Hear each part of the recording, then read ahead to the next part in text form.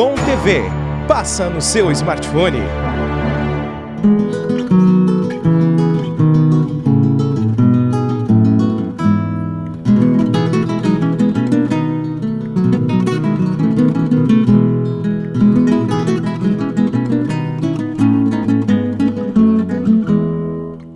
Buenas gaúchos e gaúchas deste Rio Grande lendário, que encheríamos peçoelos pela quantidade de histórias de rio-grandenses de grande valor, que, como dissemos no último programa, balançaram e fizeram tremelicar as bases do Império e também da República. Um buenas caprichado aos patrícios desse Brasil imenso, os quais agradecemos pela carinhosa audiência do nosso Prosa de Galpão. Hoje estamos faceiros como capataz em fazenda de viúva rica, pois estamos dando início a mais um Prosa de Galpão pela Bitcom TV. Voltando com o tema Gaúchos que brasinaram o tempo, então como segundo bloco. Antes de mais nada, é importante reconhecer que nós gaúchos não somos e nunca fomos melhores que nossos compatriotas do restante do Brasil. A história nos apresenta homens e mulheres de pura cepa de outros estados que têm o seu merecido valor e que nós gaúchos também sentimos orgulho dos seus feitos. O povo brasileiro, nas suas respectivas regiões, tem as suas idiosincrasias e se vamos ver como somos um povo de grande diversidade. E o Brasil é isso mesmo, um conjunto de gente diferente, com suas particularidades. Por isso, o Brasil é grande, rico e maravilhoso com a soma dessas diferenças. Que espetáculo de gente somos nós, os brasileiros! Mas, como dissemos no primeiro bloco, há muito se ouviu falar que o gaúcho é um brasileiro politizado. Hoje seria muita pretensão dizer que isto seja totalmente verdadeiro, pois nos últimos 20 ou 30 anos perdemos muito desta fama. Nos dias atuais, carecemos de lideranças com respeitabilidade, de caráter, comprometidos e leais com os interesses do povo e que naturalmente agreguem a nossa gente na busca do bem comum. Estamos, na verdade, rodeados de graxaíns malevas. Tem um ditado que diz: esquilador que cuida do rebanho, o resultado é ovelha carneada. Mas que barbaridade! Bueno, o nosso passado é por demais muito rico em bons exemplos de gaúchos que desde a fundação do Rio Grande, a partir da expulsão dos espanhóis, das guerras de fronteiras, da Guerra dos Farrapos, da Guerra do Paraguai, as revoluções federalista, libertadora e Revolução de 1930, nos legaram então exemplos de determinação, de força, de atitudes, em busca do que era melhor para a nossa gente. Os rio-grandenses desses tempos jamais se acoquinaram diante das dificuldades e também da tirania dos governos, seja no período imperial, seja no período republicano. Os gaúchos sempre viveram, desde a sua aurora até a Revolução de 30, tempos quentes.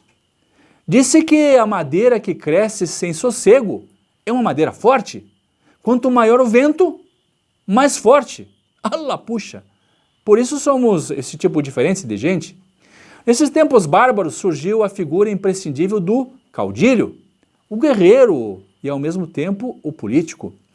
Tauras que as suas ideologias eram o reflexo de seus pendores pessoais. Era o homem do campo que tinha prestígio em determinada região e que conduzia a sua peonada na defesa de uma causa. Não podemos olvidar que o caudilho rio-grandense era diferente do caudilho platino. O nosso caudilho era mais humano, ao contrário dos caudilhos platinos, que eram sanguinários.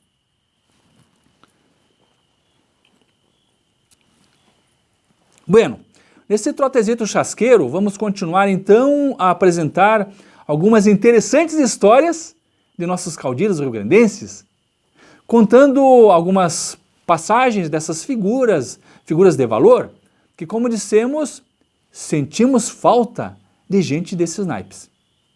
Iniciemos então pelo temível Maragato Gumersindo Saraiva. Que nomezito! Não importa se o Taura nasceu no lado brasileiro ou uruguaio. O certo é que seus pais eram brasileiros e ele foi um autêntico caudilho rio-grandense. Gumersindo viveu muito tempo no Uruguai e por isso usava um lenço branco no pescoço em homenagem ao Partido Blanco. Por isso é estranho ver um maragato usando o lenço branco ao invés do vermelho. Tá aí a explicação. Com o tempo, Gumersindo teve que bandear-se para o lado de cá por ter apoiado as lutas internas do Uruguai, vindo a morar então em Santa Vitória do Palmar, onde filiou-se ao Partido Liberal do tribuno maragato Gaspar Silveira Martins. Em 93, abraçou as lutas contra o governo estadual de Júlio de Castilhos e contra o governo federal de Floriano Peixoto.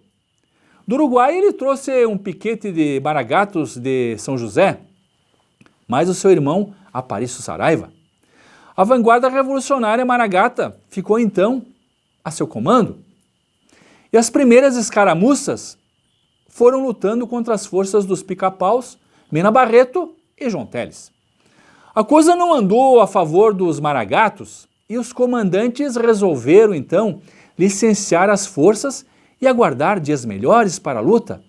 Mas para Gumersindo, isso era demonstrar frouxidão e covardia. Afinal, ele viera para pelear. Cavalo de campo não toma água em balde. E foi logo dizendo que os outros podiam descansar e que não era o seu caso. Contra o frio, ele tinha poncho, tinha os pelegos dos seus arreios. Ele calçava esporas de caudilho e não seguia ordens de ninguém, mas respeitava sim o seu compadre, o Silveira Martins, que era o homem das ideias então do movimento maragato. Guerreava a seu modo, reunia o seu pessoal ali, uma coluna mais ou menos de 1000 homens de cavalaria. Eram aligeirados de dar nó nos flecos do tirador. Logo, já era general. Teve bufando no seu cogote as tropas do caudilho Pica-Pau Pinheiro Machado, a quem já demos o nosso preito no primeiro bloco. Batido por Pinheiro Machado, Gumersindo Saraiva então avança por Santa Catarina, lá pelo caminho de Lages, e ele desce a picada tormentosa de Serrania Bruta, que conduzia então a Blumenau. Acaba alcançando o porto de Itajaí, onde ele encontra a esquadra rebelde do Custódio de Melo, que tinha um comando do lugar. A divisão norte dos Pica-Pau se vê então sem apoio naval e voltam para ficar ali acantonados na região do Rio Pelotas.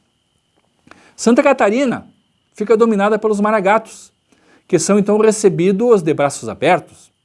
Ali, o Gumersindo Saraiva é nomeado comandante-geral de todas as forças de terra, que combatem então o governo federal de Floriano Peixoto. A presença de Gumersindo apavorava os inimigos da Revolução, e os jornais naquela época denominavam ele o herói da liberdade, o Napoleão dos Pampas, vejam só. Mas o homem não era ambicioso. Terminada a Revolução, ele voltaria para sua fazenda, entregaria o governo aos doutores e o exército aos militares de profissão. Mas na Lapa, as forças de Gomes Carneiro seguram um avanço de Gumersindo Saraiva, fazendo então perder praticamente 28 dias preciosos até a rendição. Estando no Paraná, chegou a mandar um telegrama para Floriano Peixoto para que ele deixasse o governo, mas não obteve resposta nenhuma. Em São Paulo, ele sabia que as tropas federais eram bem preparadas e resolveu então voltar para o Rio Grande, então para ter uma conversa com Pinheiro Machado. Ele chegou até a dizer: esta revolução só terminará no dia que morrer Pinheiro Machado ou eu. Olha, puxa, seu.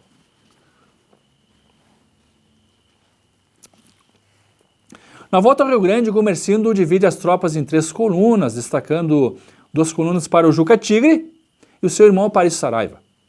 Pinheiro Machado alcança sua retaguarda e a sua tropa padece no meio do mato, perdendo então toda a artilharia. Sem alimentos, eles se obrigam a matar a fome com um pinhão.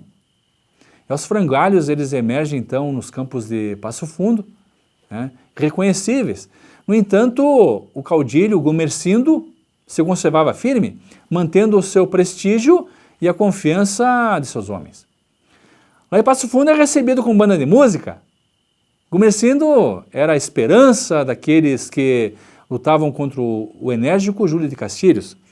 Depois de várias peleias lá em Carovi, Gumersindo Saraiva, infelizmente, foi desmontado por uma bala perdida.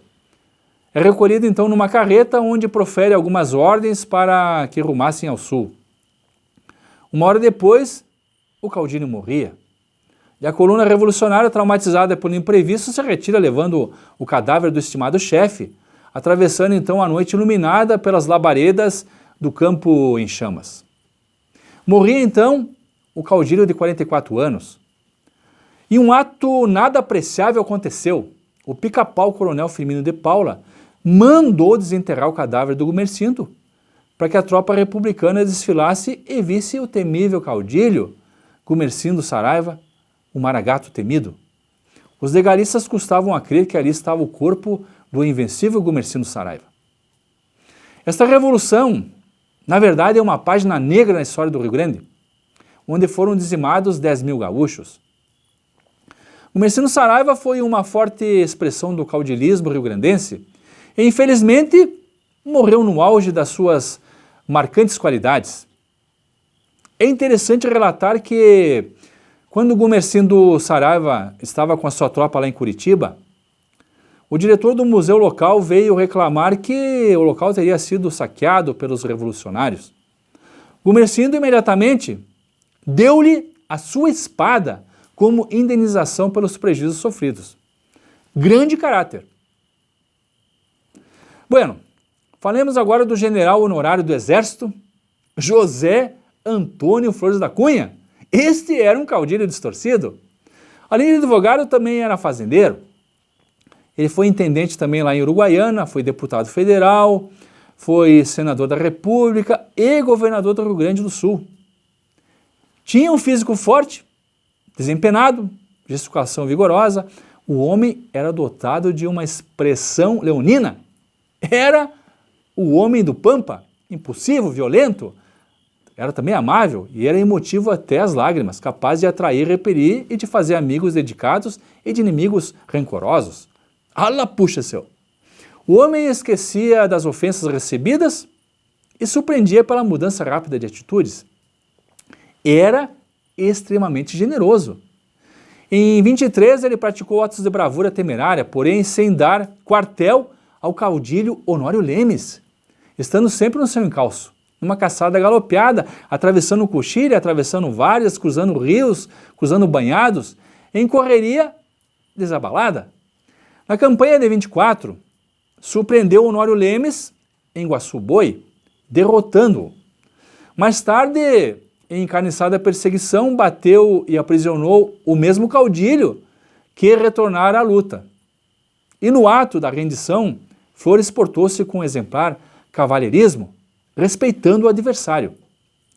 Flores da Cunha era um bom orador e teve papel destacado na Revolução de 30. Foi nomeado então interventor federal, com a anuência dos partidos tanto republicano como libertador. De admirar isso. Ele era prestigiado por Borges de Medeiros, também prestigiado por Pinheiro Machado. Como o governo provisório de Getúlio Vargas dava mostras de querer perpetuar-se, lá em 32 estourou a Revolução Constitucionalista, Flores perdeu a oportunidade de ser a primeira figura da República no seu tempo e de ter livrado o Brasil da ditadura de Vargas. Já no fim da vida, ele arrependeu-se de não tê-lo feito. Bueno, sua carreira política então foi das mais brilhantes, ele tinha uma cultura literária, ele brilhava nos salões quanto na tribuna, no parlamento. Sua coragem pessoal era de fato impressionante. Em 45, lá em Rio Grande, em propaganda ao brigadeiro Eduardo Gomes à presidência do Brasil, ao sair de um comício foi agredido por uma multidão assolada pelo queremismo local. Ele foi aconselhado a sair pelos fundos, igual aconteceu a Pinheiro Machado, mas disse que não, que ele sairia por onde entrara, e assim o fez, saiu pela porta da frente. Alguns tentaram lhe barrar e ele sacou de uma grande faca prateada que lhe fora dada de presente então por Pinheiro Machado e abriu caminho para si e para aqueles que o acompanhavam. Alá, puxa, seu! De volta no mesmo lugar do acontecido, isso lá em 1950, uma patrulheira estava à espreita para desafiá-lo. No palanque ele notou que o grupo se agitava e iniciou seu discurso dizendo: na campanha eleitoral passada, eu fui atacado por desordeiros, atrás dos quais se ocultavam então alguns beneficiários da ditadura que já caiu. Não os temi, não os temo. Na escala zoológica, há certos animais que só atacam agrupados, como os porcos e os lobos. Mas há também um animal que sabe lutar sozinho e a todos enfrenta e, batendo no peito, falou enérgico. E esse animal é o leão. Oi, galera! Certa feita, quando o Flores era interventor, ou seja, era governador do estado do Rio Grande, um gauchão chegou no Piratini e pediu para falar com ele.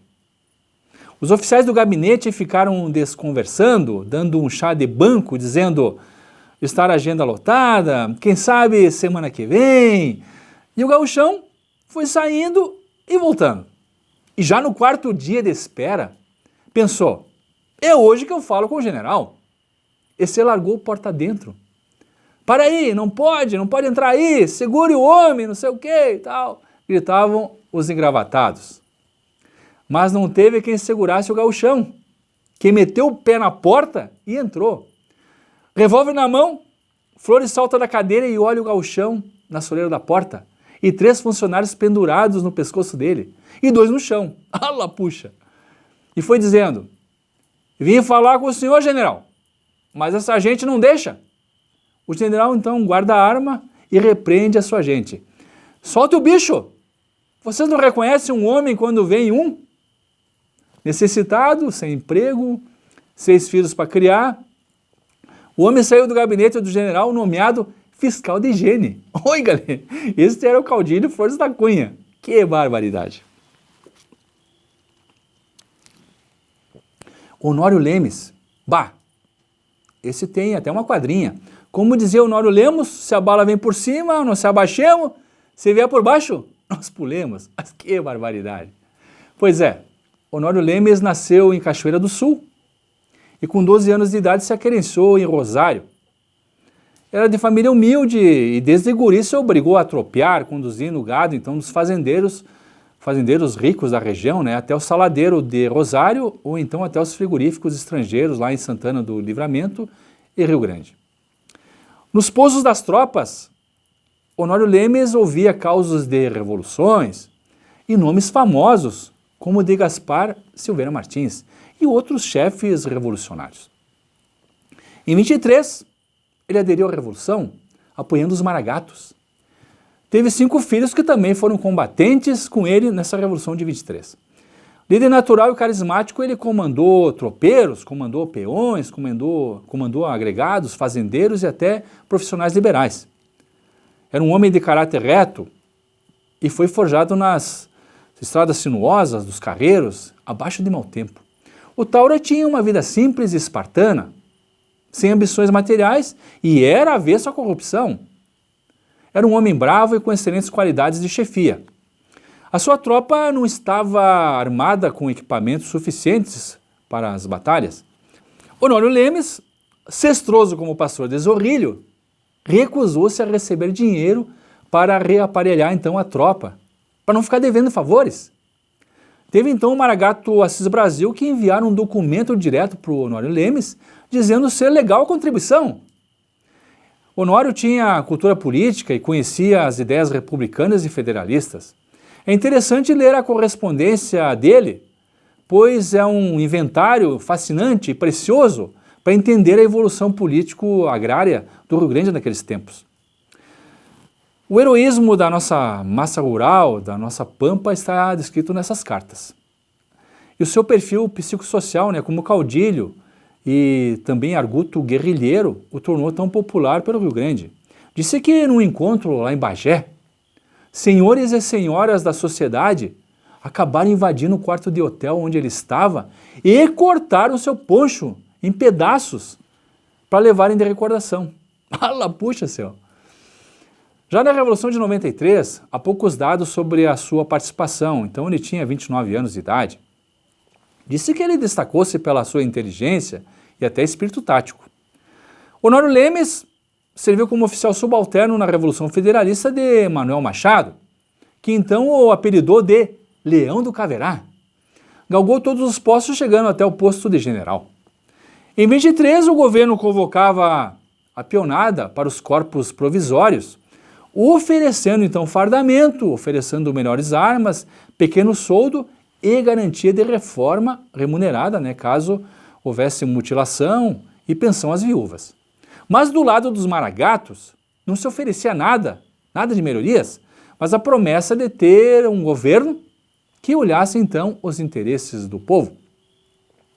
Não se pode negar que o gaúcho, naqueles tempos, ele gostava de peleia. E ficar em casa, em tempo de revolução, não era coisa para homens. Ala, puxa, seu! Ficavam em casa quem? Os velhos, as mulheres e as crianças. Muitos desertavam das fazendas para se incorporarem às forças em luta. Se não estivesse lutando, os homens daqueles tempos sofreriam esculachos. E era verdade. Bueno, pelo menos a alimentação das tropas daquele tempo lá era carne assada e chimarrão. E nas tropas governistas, às vezes, tinha café, açúcar e até farinha de mandioca. Honório Lemes escolheu a Serra do Caverá para ser sua base de operações, ali entre Rosário, Livramento e Alegrete. Bastava barrar algumas entradas, então, para impedir a penetração de qualquer força inimiga. Honório Lemes, ele tinha constantemente Flores da Cunha no seu encalço. Num dos combates lá no Passo da Conceição, os rios estavam transbordando, cheios devido às chuvas, e a luta seria desigual para as tropas de Honório, que então decidiu enviar um mensageiro até Flores da Cunha para negociar o fim do combate. Pois ele não queria matar sua gente, numa luta que era desigual, tendo às costas um rio caudaloso. Pois então, que se renda, disse Flores da Cunha. Honório se apresentou então a Flores da Cunha para poupar seus homens e entregou as suas armas. Olha o que aconteceu. Flores atalhou e disse: "Guardas, general, que eu aqui quero tratá-lo de igual para igual." Honório disse que baixou a cabeça, sentiu os olhos úmidos e, disfarçando fazer um palheiro, baixou a cabeça sem saber o que dizer. Vejam a moral que ele tinha. Honório recebeu os títulos de Tropeiro da Liberdade, de Leão do Caverá e também de Raposa das Coxilhas pelos homens no seu tempo. Homens como tal, dificilmente veremos novamente. É uma pena. Oswaldo Aranha. Esse caudilho de respeito nasceu lá no Alegrete, mas criou-se no Itaqui. Frequentou o Colégio Militar do Rio de Janeiro, era advogado com especialização lá em Sorbonne, em Paris. Filiou-se ao Partido Republicano, foi trabalhar em Uruguaiana, a convite também de Flores da Cunha. Oswaldo também foi instrutor de tiro de guerra e na Revolução Libertadora já era tenente-coronel, quando comandou o 5º Grupo de Provisórios, defendendo então Uruguaiana contra os libertadores de Honório Lemes. Disse que no combate de Ibirapuitã, onde Honório foi preso, Flores da Cunha e Oswaldo Aranha acabaram sendo feridos. Na sua trajetória, Oswaldo Aranha foi intendente do Alegrete. Mais tarde, ele assume a Secretaria do Interior e Justiça no governo de Getúlio Vargas, influindo então na criação do atual Banrisul. Na Revolução de 30, Oswaldo Aranha foi a alma do movimento, sendo então um homem de ação mais que de ideias. Para apoiar a Revolução, Oswaldo Aranha se distorceu para comprar material bélico. E a munição foi comprada por Lindolfo Collor, que é o avô do ex-presidente Collor. Isso foi buscar lá na Argentina. João Pessoa, então, era o candidato apoiado para assumir o Brasil e foi assassinado. E nas ruas todos gritavam o nome de Oswaldo Aranha. Em 3 de outubro de 1930, Oswaldo Aranha e Flores da Cunha participaram do ataque ao quartel-general do Exército lá em Porto Alegre, prendendo o comandante-general Gil de Almeida. Para o intento, Oswaldo formou uma unidade de guarda civil e ordenou que a guarda desfilasse todos os dias às 17 horas, na Rua da Andradas, em frente ao QG, para que a guarda do Exército então se acostumasse com aquele movimento. Ordenou também que o Departamento de Obras fizesse a abertura de trincheiras atrás do QG do quartel, camufladas como serviços de encanamento, e deflagrar um ataque. Getúlio Vargas então assume o governo, lá no Rio de Janeiro. Oswaldo Aranha ocupa o Ministério da Fazenda, fazendo então um programa de contenção de despesas que era necessário. Também foi embaixador em Washington, né, conseguindo então fazer importantes acordos comerciais, né, com o Brasil. Foi Oswaldo Aranha que convenceu Vargas a cooperar com os aliados na Segunda Guerra Mundial, o que foi estratégico, né, para o Brasil, principalmente na questão da doutrina militar. Foi ele que abriu a sessão da ONU em 1947, ocasião que foi criado o Estado de Israel.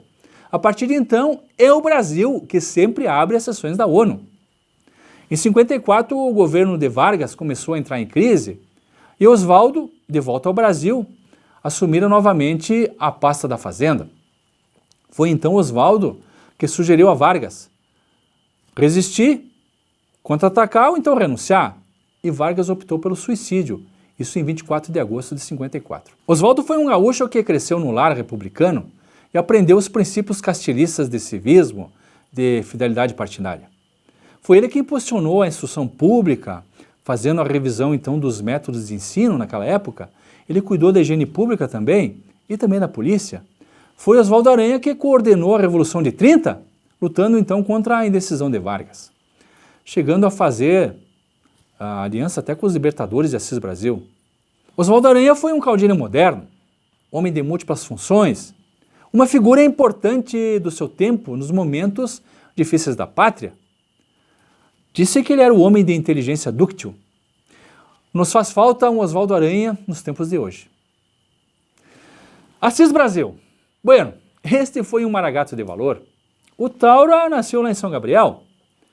Em Pelotas ele estudou no colégio do professor Taveira Júnior, onde pela primeira vez ele ouviu a palavra república. Se formou em Direito em São Paulo, passando então a defender o movimento republicano. E integrou então o Clube 20 de Setembro, criado lá em São Paulo mesmo. Apesar de gostar de escrever versos e peças teatrais, o seu forte era a expressão verbal, cujos textos sobre diversos temas tinham palavras bem escolhidas, palavras bem arrumadas, ou seja, ele tinha um estilo. Em 82, publicou a obra A História da República Rio-Grandense, em comemoração então ao 47º aniversário do Decênio Heróico. No primeiro congresso do Partido Republicano Rio-Grandense, ele propôs o nome do jornal A Federação. Foi eleito deputado por 2 vezes, casou-se então com a irmã de Júlio de Castilhos, que era Maria Cecília, com quem teve 4 filhos. Assis Brasil ajudou Ramiro Barcelos e Júlio de Castilhos a elaborar o projeto da Constituição do Estado. Porém, ambos não assinaram o trabalho com Castilhos em razão do teor positivista. Assis Brasil rompeu com o cunhado Júlio de Castilhos, saindo então para a Argentina e foi trabalhar então como diplomata. Em 1922 ele lançou sua candidatura ao governo, contra Borges de Medeiros, que desejava assumir o cargo, já pela 5ª vez. À frente da Aliança Libertadora, Assis perdeu as eleições por manipulação dos votos por parte de Borges de Medeiros. Uma barbaridade. Começou então a luta armada, tendo ele assumido o papel de chefe civil, chefeando os maragatos. Em 1928, juntamente com Raul Pila, fundou o Partido Libertador, que então se uniria com o Partido Republicano, seu adversário, formando a Frente Única, que se engajaria então na Aliança Liberal para a vitória da Revolução de 30. Por falar em Raul Pila, cabe uma explicação por que os gaúchos chamam o dinheiro de pila. O termo vem desse político, Raul Pila, que era secretário da Agricultura do Rio Grande, isso lá em 1936. Disse que o Partido Libertador, que era o Partido Maragato, emitiu bônus de contribuição assinadas por Raul Pila, que circulavam como uma espécie de dinheiro informal na praça, e convencionou-se então chamá-lo de pila, e por isso, dinheiro de pouco valor se denomina Pila. Tá aí a explicação. Bueno, Assis Brasil também foi ministro do Getúlio, lá em 1930, na pasta da Agricultura, fazendo campanha para a introdução da indústria frigorífica no Estado. Isso para substituir a indústria do charque. Em 1932, ele foi o grande idealizador do Código Eleitoral. Assis Brasil muito contribuiu com as suas ideias para o processo político brasileiro, sendo então considerado o principal cientista político do princípio da República até 1930. Ele era um pensador político que nunca se afastou da coerência ideológica, fielmente mostrada então nas suas atitudes. Ele lutou pelo federalismo, lutou pelo presidencialismo, lutou pela república e pela libertação dos escravos. O homem era zootecnista e campeiro e introduziu a raça Devon no Brasil para a produção de carne. Também introduziu a raça Jersey para a produção de leite. Também foi o pioneiro na criação de cavalos árabes e também cavalos ingleses para as corridas. Detalhe, ele trouxe aqui para o sul as ovelhas de raça Caracu e também introduziu avançadas técnicas de produção na granja, chegando a produzir numa quadra de campo 50 vezes mais do que se produzia numa légua. Foi ele também que introduziu aqui no sul a espécie do eucalipto. Assis Brasil, grande maragato, é o reflexo dos seus manifestos. A vida dos bons, a vida dos justos, é feita mais de renúncias do que de conquistas. Bueno, minha gente, há muitos outros caudilhos gaúchos que brasileiraram o tempo, que gostaríamos então de relatar no nosso Prosa de Galpão, mas estamos no carreiro dos arremates do nosso programa de hoje. Por certo, ainda voltaremos a contar sobre esta gente que fez e que faz uma falta, por demais nos dias de hoje. E esse programa, em verdade, é um pleito de reverência à memória desses homens de valor, na esperança que inspirem as novas gerações a seguirem seus exemplos. Encerramos então, por hora, o nosso Prosa de Galpão de hoje, quando apresentamos o tema Gaúchos que brasileiraram o tempo. No próximo domingo, estaremos de volta com mais um interessante tema das coisas da nossa terra. Te espero nesse canal da Bitcom TV. Graças e até mais!